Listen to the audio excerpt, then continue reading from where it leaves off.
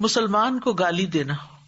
اب یہ پھر وہی بات ہے کہ لڑائی جھگڑے اور فساد اور تعلقات کی خرابی انہی اعمال کی وجہ سے ہوتی ہے.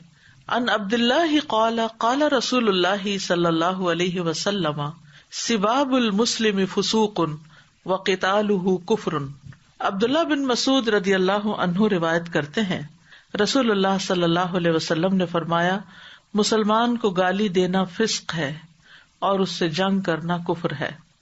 سباب اور سب دونوں لفظ جو ہیں یہ گالی دینے کے لیے استعمال ہوتے ہیں، لیکن سباب جو ہے یہ سب سے زیادہ شدید ہوتا ہے. سب کہتے ہیں کسی کے متعلق ایسی باتیں کرنا جو اس میں پائی جاتی ہیں اور جو اس میں نہیں پائی جاتی، یعنی کچھ سچ اور کچھ جھوٹ ملا کے کسی کے خلاف بات کرنا. اور مطلب کیا ہوتا ہے کہ اس شخص کو بدنام کیا جائے، اس کے اندر عیب نکالے جائیں. اور سباب جو ہے یہ باب مفعلہ سے ہے جو فریقین کی طرف سے ہوتا ہے، یعنی دونوں طرف سے ہوتا ہے، ایک دوسرے کو گالی گلوچ کرتے ہیں. تو اس صورت میں جس نے گالی دینے سے ابتدا کی ہے اسے گناہ زیادہ ملے گا، بشرطے کہ دوسرا حد سے نہ گزرے. رسول اللہ صلی اللہ علیہ وسلم نے فرمایا آپس میں گالی گلوچ کرنے والے جو بھی کہیں اس کا گناہ ابتدا کرنے والے پر ہوگا جب تک مظلوم زیادتی نہ کرے. مثلاً ایک نے لڑائی شروع کی اور گالی دے کر شروع کی، مثلاً دوسرا شخص جو ہے وہ جواب دیتا ہے، تو پہلے شخص جس نے ابتدا کی تھی اس کو اپنا گناہ بھی ملے گا اور دوسرے کا بھی ملے گا. اب اگر دوسرا شخص جو ہے وہ پہلے سے بھی زیادہ بڑھ کے گالی گلوچ شروع کر دیتا ہے، اس نے تو ایک دی تھی وہ 10 نکالنے لگتا ہے، تو پھر یہ ظالم شمار ہوگا. اور دوسرا لفظ یہاں فسق آیا ہے، یعنی فسوق. فسق عربی میں کہتے ہیں نکل جانے کو، اور شریعت میں اس کا مطلب ہوتا ہے اللہ اور اس کے رسول کی اطاعت سے نکل جانا، حدود پار کر دینا. اور یہ لفظ عصیان سے زیادہ سخت ہے، سنگین ہے. قرآن مجید میں اللہ تعالیٰ فرماتے ہیں وَكَرَّهَ إِلَيْكُمُ الْكُفْرَ وَالْفُسُوقَ وَالْعِصْيَانَ، اس نے کفر اور گناہ اور نافرمانی کو تمہارے لیے ناپسندیدہ بنا دیا. تو بہرحال اس حدیث میں مسلمان کی تعظیم کا حق جو ہے وہ بیان کیا گیا ہے، یعنی ایک دوسرے کا احترام کرنا. اور جو شخص کسی کو ناحق برا بھلا کہتا ہے اس کو فاسق ہونے کا فیصلہ دیا گیا ہے. اور یہاں پر یہ جو لفظ آیا نا وَقِتَالُهُ كُفْرٌ، اور اس کو قتل کرنا جو ہے وہ کفر ہے، تو مطلب اس کا یہ ہے کہ مسلمان کے ساتھ ناحق جھگڑا اور لڑائی کرنا. اور کفر کا لفظ جو ہے یہ ناشکرے پن کے لیے بھی استعمال ہوتا ہے، احسان نہ ماننا کسی کا. اور کفر کا مطلب جو ہے وہ احسان کی ناشکری کرنا ہے، جیسے وہ حدیث میں آتا ہے نا یکفرن العشیر، عورتوں کے بارے میں کہ وہ اپنے شوہر کی ناشکری کرتی ہیں. تو اس کا مطلب یہ ہے کہ کبھی ناشکری کا فعل جو ہے وہ اتنا منحوس ہوتا ہے کہ وہ انسان کو کفر تک لے جاتا ہے. یا یہ بھی مانا کیا گیا ہے کہ یہ کافروں کا فعل ہے، کسی مسلمان کو تو یہ زیب دیتا ہی نہیں. اور اصل میں تو یہاں کفر کا لفظ استعمال کر کے ایک بہت بڑی وعید اور ایک دھمکی دی گئی ہے کہ پھر تم اپنے ایمان کی بھی خیر مناؤ، یعنی مبالغے کے طور پر کفر کا لفظ استعمال کیا گیا. حافظ ابن حجر فتح الباری میں کہتے ہیں کہ نبی صلی اللہ علیہ وسلم نے حقیقی کفر مراد نہیں لیا جس کفر کی وجہ سے انسان ملت اسلامیہ سے خارج ہو جاتا ہے، بلکہ ڈرانے کے لیے مبالغے کے ساتھ کفر کا لفظ بولا گیا ہے. نبی صلی اللہ علیہ وسلم کا اخلاق اتنا عمدہ تھا کہ آپ نے کبھی کسی کو گالی نہیں دی تھی، آپ کی زبان سے کبھی ایسے لفظ نہیں نکلے تھے. انس بن مالک کہتے ہیں کہ لم یکن النبی صلی اللہ علیہ وسلم سبابا ولا فحاشا ولا لعانا، کہ نبی صلی اللہ علیہ وسلم نہ گالی گلوچ کرنے والے تھے، نہ فحش گوئی کرنے والے، اور نہ ہی لعنت کرنے والے تھے. تو یہ الفاظ جو ہیں یہ نبی صلی اللہ علیہ وسلم کے بہترین اخلاق کے بالکل منافی ہیں. پھر اسی طرح نبی صلی اللہ علیہ وسلم کی ایک حدیث سے یہ ہمیں پتہ چلتا ہے کہ گالی گلوچ کرنے والے شیطان کے بھائی ہیں یا شیطان ہیں. ایاز بن حمار سے مروی ہے، وہ کہتے ہیں کہ رسول اللہ صلی اللہ علیہ وسلم نے فرمایا بے شک اللہ نے میری طرف وحی نازل فرمائی کہ تواضع اختیار کرو، نہ کوئی کسی کے خلاف سرکشی کرے اور نہ کوئی کسی پر فخر کرے. تو میں نے عرض کیا اے اللہ کے رسول، اگر مجھے کوئی ایسے مجمع میں گالی دے دے جو لوگ حیثیت پہ مجھ سے کم ہوں اس پر میں اسے جواب دوں تو کیا اس سے مجھے بھی گناہ ہوگا؟ آپ نے فرمایا 2 گالی گلوچ کرنے والے 2 شیطان ہیں، ایک دوسرے کی آبرو ریزی کرتے ہیں، یعنی ایک دوسرے کی عزت لوٹتے ہیں اور جھوٹ بولتے ہیں. گالی میں آپ دیکھیں نا، مثلاً یہ کہ فلاں کی اولاد یا اس طرح کی کبھی ماں باپ کی اور کبھی ویسے گالی دی جاتی ہے تو وہ سچ تھوڑی ہوتا ہے. اگر کوئی انسان کوئی ایسی گالی کسی کو دے رہا ہے جس میں اس کو وہ کسی جانور کی اولاد بتا رہا ہے تو وہ حقیقت کے تو برخلاف ہے. انسان تو انسان ہی کی اولاد ہے. لیکن نبی صلی اللہ علیہ وسلم نے اس کو اتنا برا قرار دیا کہ شیطان ہے جو گالی گلوچ کرے آپس میں.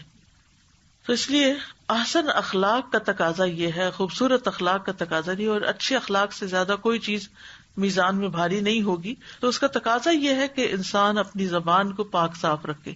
یعنی صرف کلی کر لینا ہی کافی نہیں ہوتا، وضو کر لینا ہی کافی نہیں ہوتا. پاکیزگی کے لیے تزکیہ بہت ضروری ہوتا ہے، اور تزکیہ میں یہ بات بڑی اہم ہوتی ہے کہ انسان وہ چیزیں کرتا ہے جو اس کے اخلاق اور کردار کو عالی شان بناتی ہیں.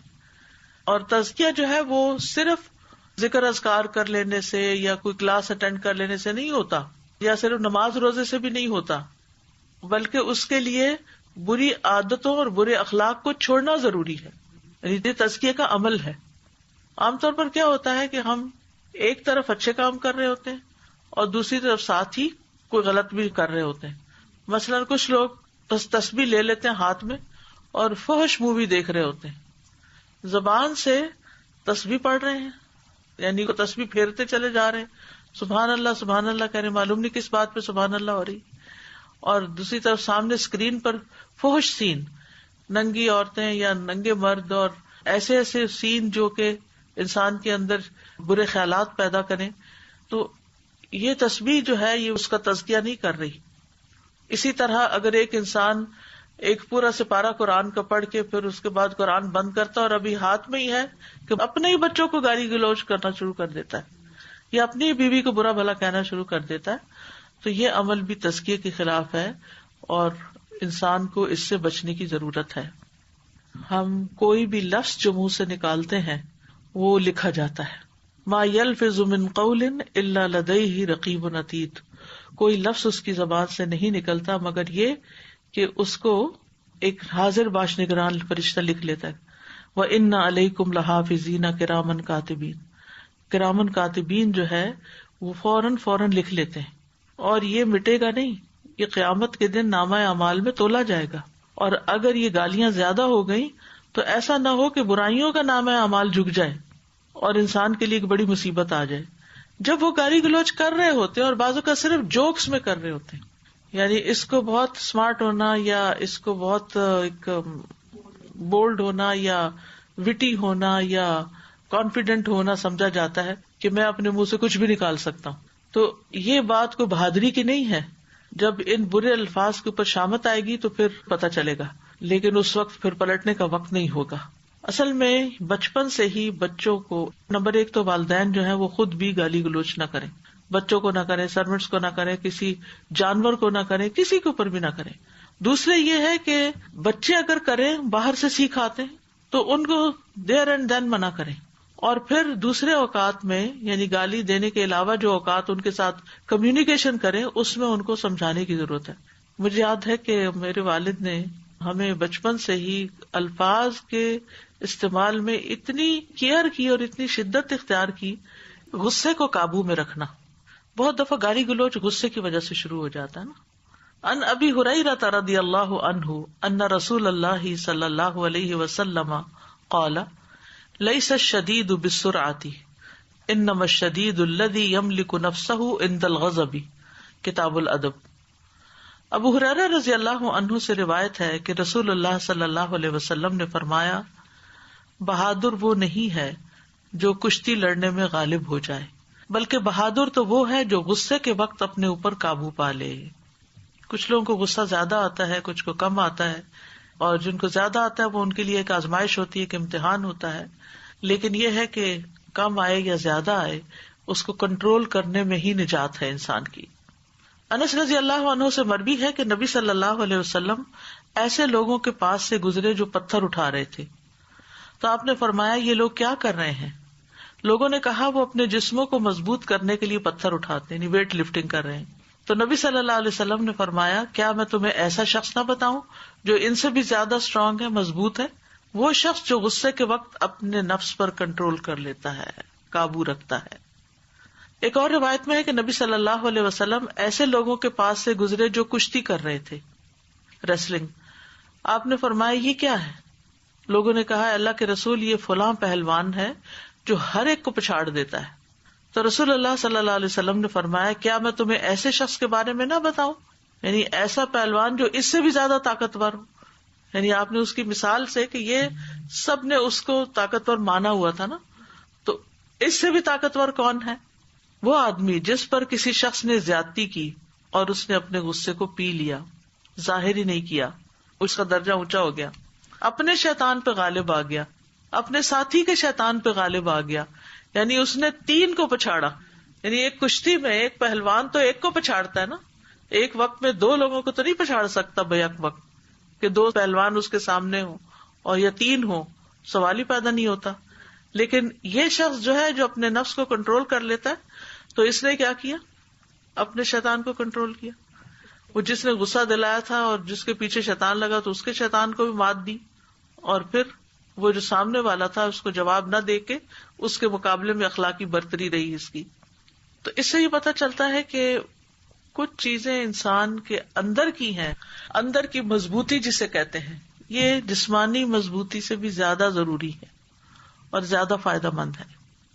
یعنی ایک ہے جسمانی قوت جس کے ساتھ لوگ کشتیاں لڑ کے ایک دوسرے کو ہرا لیتے ہیں، اور ایک ہے سیلف کنٹرول، اور ایسا پختہ سیلف کنٹرول کہ جس کی وجہ سے انسان بڑی سے بڑی بات پر صبر کر جائے. تو جو شخص غصے کے وقت یا غصے کی شدت کے وقت اپنے غصے کو پی جائے، یعنی پی جائے کا مطلب یہ کہ جیسے سورۃ آل عمران میں آتا ہے والکاظمین الغیظ، غصہ پی جانے والے ہیں، یعنی اوپر بندھن باندھ لیتے ہیں، زبان سے ایک لفظ نہیں نکالتے. تو ایسے لوگ جو ہیں وہ سب سے طاقتور ہیں اور سب سے سخت دشمن پر بھی قابو پا لیتے ہیں. یعنی انسان کے اندر اگر تحمل ہوتا ہے، تحمل کا لفظی مطلب بھی بوجھ اٹھانا ہے، حمل سے، تو تحمل ہوتا ہے، بردباری ہوتی ہے، حلم ہوتا ہے، تو وہ بڑی سے بڑی چیز اپنے اوپر اٹھا لیتا ہے. جیسے آپ صلی اللہ علیہ وسلم فرمانے کہ یہ پتھر کیوں اٹھا رہے ہیں؟ مضبوطی کے لیے.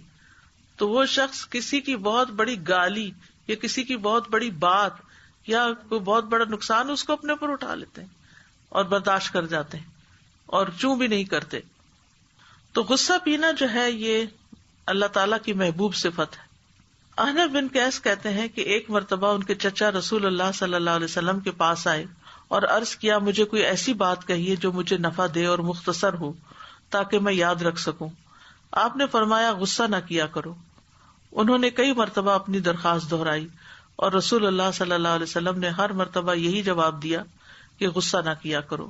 غصہ جو ہے وہ ہر شر کو جمع کر لیتا ہے. نبی صلی اللہ علیہ وسلم کے ایک صحابی سے مروی ہے کہ ایک آدمی نے عرض کیا یا رسول اللہ مجھے کوئی نصیحت فرمائیے. آپ نے فرمایا غصہ نہ کیا کرو. وہ شخص کہتا ہے کہ میں نے نبی صلی اللہ علیہ وسلم کے فرمان پر غور کیا تو جانا کہ غصہ ہر طرح کے شر کو جمع کر لیتا ہے. ساری برائیاں، لڑائیاں، جھگڑے، فساد، بد زبانی، بد اخلاقی، بد تہذیبی، بدتمیزی سب اسی سے ہی پھوٹتی ہے. اسی لیے جو شخص غصہ کنٹرول کر لیتا ہے وہ اللہ کی ناراضگی سے بھی بچ جاتا ہے. عبداللہ ابن عمر سے روایت ہے کہ رسول اللہ صلی اللہ علیہ وسلم سے انہوں نے پوچھا کون سی چیز مجھے اللہ عز و جل کے غصہ سے دور کر سکتی کہ اللہ مجھ سے ناراض نہ ہو. آپ نے فرمایا تم غصہ نہ کیا کرو، یعنی اگر تم نہیں کرو گے تو تمہارے اوپر بھی نہیں کیا جائے گا. اسی طرح بہترین گھونٹ جو اللہ کی رضامندی کا موجب ہو وہ غصے کا گھونٹ ہے. ابن عمر سے روایت ہے، کہتے ہیں کہ رسول اللہ صلی اللہ علیہ وسلم نے فرمایا اللہ عز و جل کے نزدیک غصے کے اس گھونٹ سے زیادہ افضل گھونٹ کسی بندے نے کبھی نہ پیا ہوگا، وہ جو اللہ تعالیٰ کا چہرہ چاہنے کے لیے پیتا ہے. پھر اسی طرح قیامت کے دن ایسے شخص کو بہترین اجر ملے گا. رسول اللہ صلی اللہ علیہ وسلم نے فرمایا جو آدمی اپنے غصے کو نافذ کرنے کے باوجود پی گیا، یعنی وہ دوسروں پہ نکال سکتا تھا، اللہ قیامت کے دن اس کے دل کو امیدوں سے بھر دے گا، یعنی اس کا خوف دور کر دے گا، اور یہ جنت میں داخلے کا بھی ذریعہ ہے. ابو درداء کہتے ہیں کہ ایک شخص نے رسول اللہ صلی اللہ علیہ وسلم سے کہا میری رہنمائی ایسے عمل کی طرف کریں جو مجھے جنت میں داخل کر دے. تو رسول اللہ صلی اللہ علیہ وسلم نے فرمایا غصہ نہ کرو تمہارے لیے جنت ہے. اور غصہ جو ہے وہ شیطان کی طرف سے ہے، اور شیطان آگ سے بنا ہے، تو غصے کے ذریعے وہ ہمارے اندر آگ بھڑکا دیتا ہے، جس کے نتیجے میں پھر ہمیں نہ اپنی زبان پہ کنٹرول رہتا ہے، اور بعض لوگوں کو تو اپنے ہاتھوں پہ بھی کنٹرول نہیں رہتا. وہ نہ دیکھتے ہیں کوئی ان سے بڑا ہے یا چھوٹا ہے، وہ جو چیز ہاتھ لگے اس سے دوسرے کی خبر لے لیتے ہیں.